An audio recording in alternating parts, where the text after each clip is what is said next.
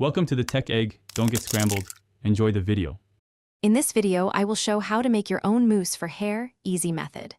First, measure 1 part lightweight conditioner and 1 part water into a bowl, then add a small squirt of aloe vera gel. Whisk briskly to incorporate air and create froth. Transfer the froth into a spray bottle or pump dispenser and test on a strand to adjust hold with more gel or conditioner. Combine your measured conditioner and water in a chilled bowl to help foam stability, then add a teaspoon of light oil for shine if desired. Whisk in quick circular motions until you see a creamy, airy froth form and small bubbles hold shape. If you prefer more hold, mix in a small pump of lightweight gel, then taste the texture on hair to ensure it remains flexible and non-sticky. Apply the homemade mousse to damp hair by rubbing a small amount between palms and working through sections from roots to ends.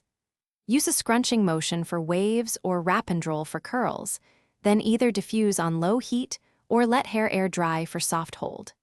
Refresh with a tiny spritz of water and a dab of mousse to reactivate texture without weighing hair down or creating residue.